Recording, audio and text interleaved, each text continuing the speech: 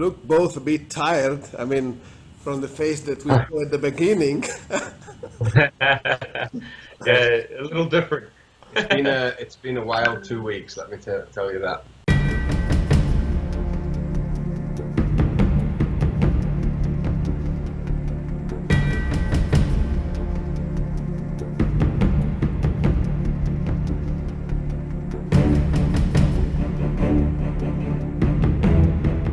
Joy, you are the man of the impossible things. From Para to Dakar, I mean, we were expecting the unexpected. We are trying, I mean, but yeah, I think you pushed the limit of what Joy is able to do.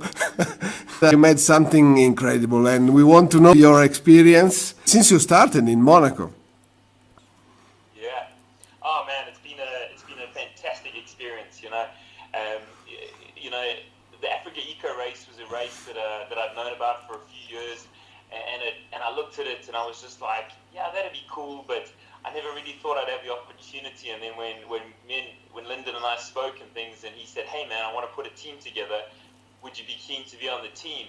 And it took me all of 2 seconds, and I'm like, hell yeah, I'd love to be on that team. And so suddenly, and then it seems so far away, and then suddenly you're on the start line in Monaco, and you're staring at a 6,000 kilometer route ahead of you, and it's all very real. And man, this race for me has been incredible. It's also had so many adventures, which I'm sure we're going to talk a little bit about now. But people often ask me, how do you have all these kind of crazy experiences and stuff happen? Can I tell you, when you put yourself in these positions where an adventure comes up and they say, do you want to come on the adventure? You put your hand up and you say, yes, I want to come. And you go and you have these experiences. And when you put yourself in these places, you open yourself up to incredible opportunities, incredible adventures. And the race has turned out to be exactly one of those. We saw your face pretty damaged, and I want to know from you what happened, because we heard about you crashing into a camel or something like that, but I mean, first of all, I saw the face of Linda. Linda was like, my God, I didn't thought about this could happen. Oh man, can I tell you, I never thought in a million years, a lot of guys, I hit a cow a few years ago, which you would have read about in my book. And so when I was heading over to North Africa, a few mates were like, hey, don't hit a camel as a joke. And suddenly on a liaison on the second last day, a camel stepped out of some bushes right next to the road, and there was zero time to react. And I just crashed straight into it, and Greg was behind me, and he crashed into it as well. Double impact. It was a double impact for both of us, and so obviously Greg had a lot more time to slow down, so his was a lot less, but we both hit the same camel, which is just crazy.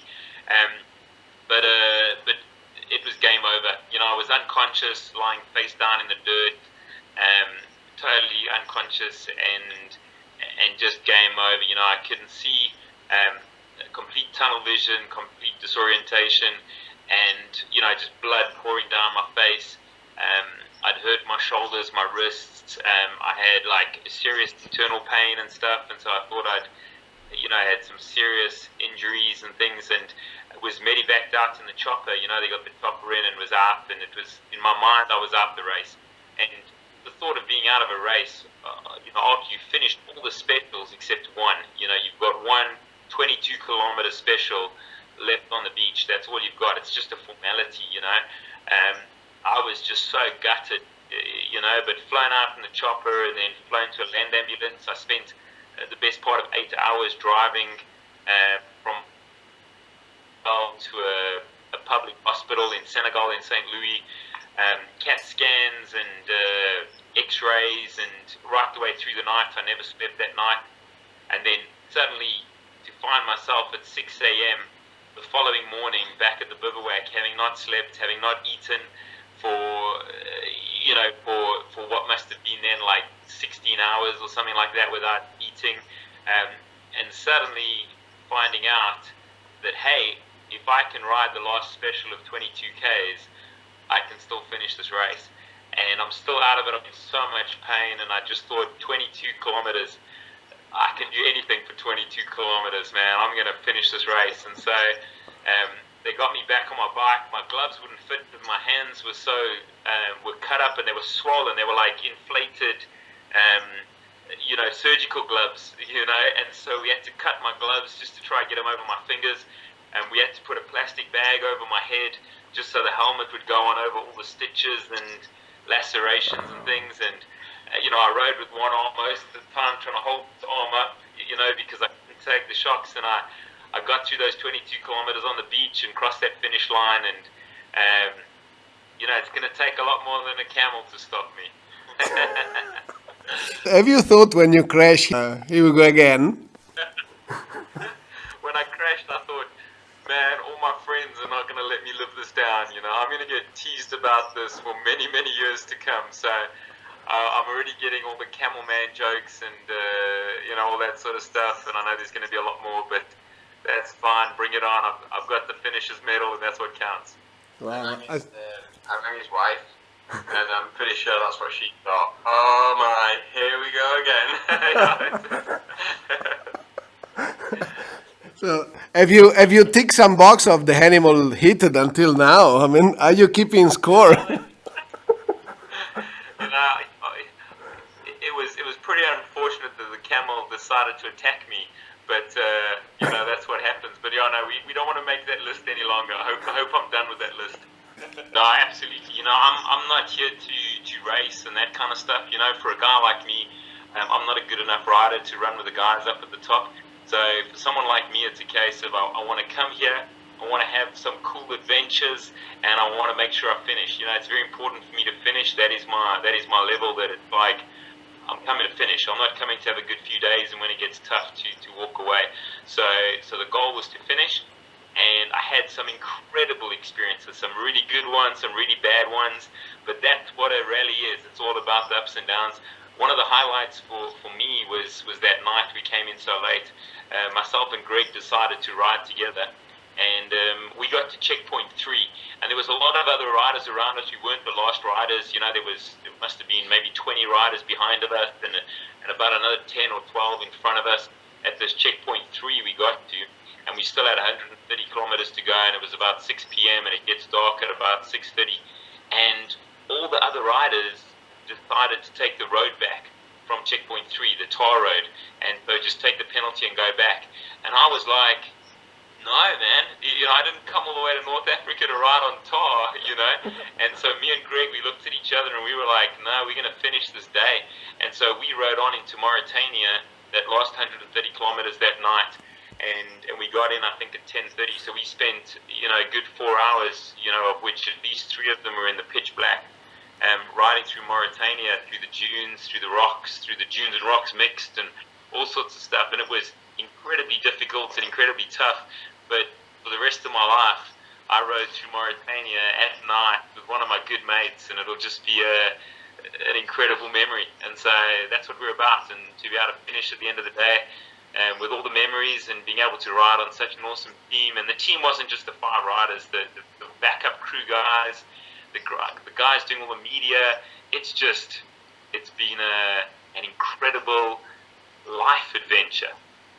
Will you do it again? I mean, from now on, will you race together again? For Linda, will be a bit stressful to look after you, but also a big challenge.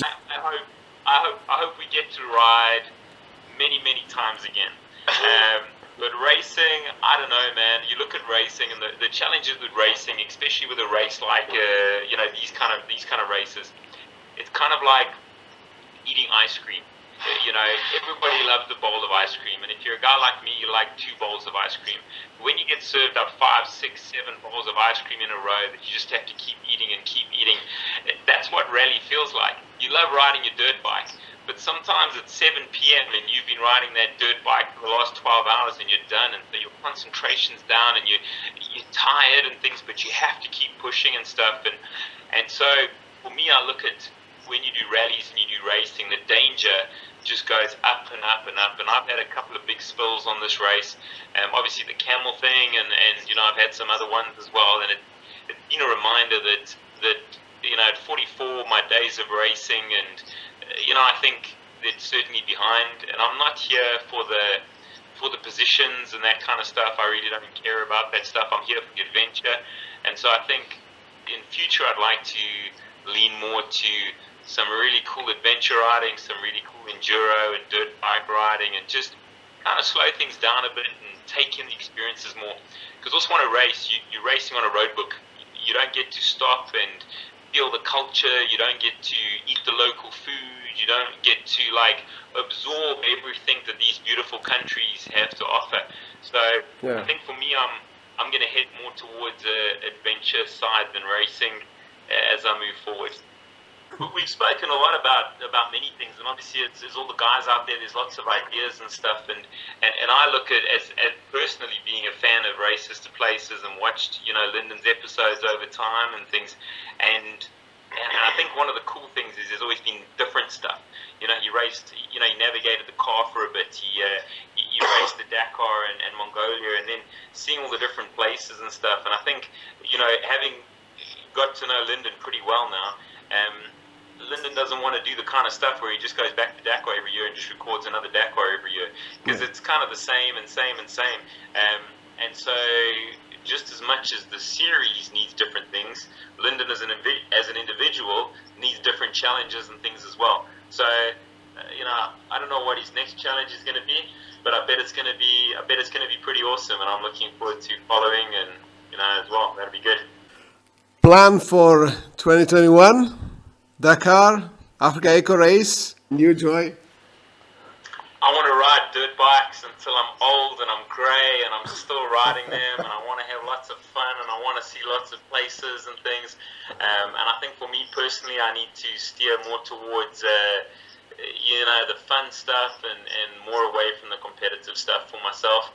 I've been fortunate enough to race the Dakar Rally and to finish it, and fortunate enough to race Africa Eco and finish it, and so to be able to finish the two biggest, toughest races in the world, for me as an average rider is pretty cool. You're not average. I'm stoked with that, and I think I need to tick those boxes, and I need to turn the page. And I haven't had the opportunity to ride around the world like Lyndon has. I've ridden in some cool places in Southern Africa and a few other places around the world, and I want to keep adding to that list and just have fun riding dirt bikes. And I'm not too fussed about racing and all that sort of stuff. So I just hope I get to ride out of 365 days next year. I hope I get to ride many of them. Guys, thank you very much for your time. I'm sorry for my not perfect English today, but we were rushing and trying to organize everything. You should hear our Italian. You're fantastic. No way. Always cool to chat to you, and watch out for camels, guys. Watch out for camels. Always. Thank you. Ciao, guys.